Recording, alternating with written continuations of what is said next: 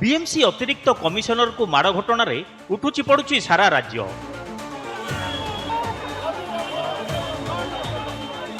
अतिरिक्त कमिशनर रत्नाकर साहू को बीजेपी कर्मी और कॉर्पोरेटर माड़ मारिथिबा स्पष्ट हो सारी।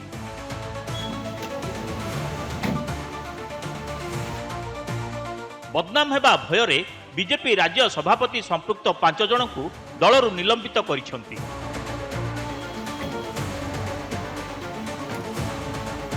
सेहिभଳି घटना पछरे बीजेपी पराजित विधायक प्रार्थी जगन्नाथ प्रधान परोक्ष हाथ थिबा मध्य आज तांको वक्तव्यरू स्पष्ट होईछि। एही घटना पछरे जगन्नाथ प्रधान को हाथ रहिछि। तांको गिरफ करबाकू विभिन्न महलरू दाबी होई आसुछि। एपटे ओएस अधिकारी तथा बीएमसी अतिरिक्त कमिशनर को माड़ प्रतिवाद रे ओएस एवं आईएएस संघ मध्य क्षिप्त होईछि। मुख्यमंत्री को सम्मान जणाई ओएस संघ डाकरा देथिबा समूह छुट्टी आंदोलन को स्थगित रखिथिले भी सरकार को 24 घंटार मोहलत देछि। सेपटे विभिन्न जिल्ला रे ओएस अधिकारी माने समूह छुट्टी रे जिबाकू घोषणा करिसंती।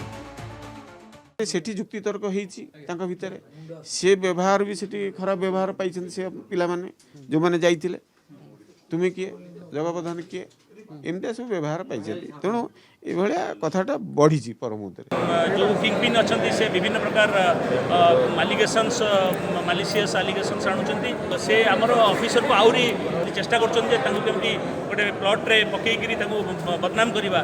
5 वर्ष चाकरी अच्छी भुवनेश्वर घर पाखे काम करेंगे बोली जदि एमती अत्याचार होची से आम महिला अधिकारी केते सुरक्षित एटा मोर गोटे प्रश्न। सेहिभଳି ଏହି ଘଟଣାକୁ ନେଇ କାର୍ଯ୍ୟବନ୍ଦ ଆନ୍ଦୋଳନ କରିଛନ୍ତି ବିଏମସିର ସ୍ୱଚ୍ଛ କର୍ମଚାରୀ। ଆନ୍ଦୋଳନ ଯୋଗୁଁ ରାଜଧାନୀ ରାସ୍ତାରୁ ଉଠୁନି ଅଳିଆ। ବିଏମସି କାର୍ଯ୍ୟାଳୟରେ ମଧ୍ୟ ଆଜି ଅଚଳାବସ୍ଥା ଦେଖିବାକୁ ମିଳିଛି। କର୍ମଚାରୀମାନେ କଳା ବ୍ୟାଜ୍ ପିନ୍ଧି କାର୍ଯ୍ୟବନ୍ଦ କରିଛନ୍ତି। ଅଭିଯୁକ୍ତଙ୍କ ଗିରଫ ଦାବିରେ ଧାରଣାରେ ବସିଛନ୍ତି ବିଏମସି କର୍ପୋରେଟର। आमे तो आईन ऊर्ध्वक जापरिबा आमे आईन आश्रय नहीं मोर आईन माने प्रबल विश्वास अच्छी आईन ही निश्चित the law will definitely take its own course.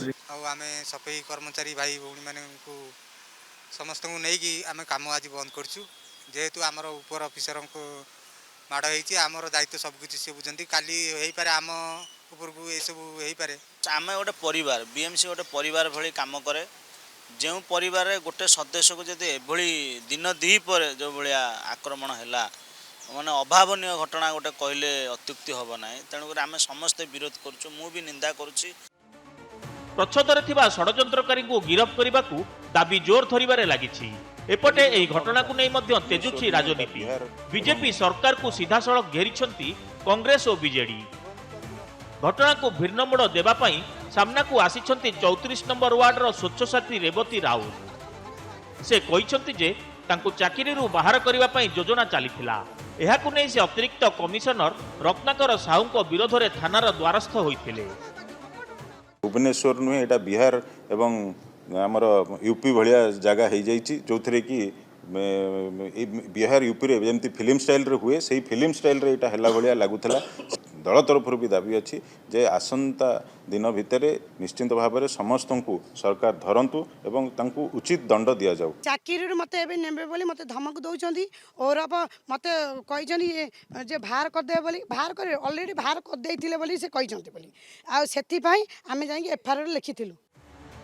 चाकरी बाहर करने को योजना होइथिबा नै जगन्नाथ प्रधान को जणाइथिले रेवती। घटना बाबदरे जगन्नाथ प्रधान कहिसंती जे ए संपर्क रे कथा हला बेले रत्नाकर साहू तांको दुर्व्यवहार करथिले आउ तापरे एही घटना घटिछि। Bureau report Nandighosh TV.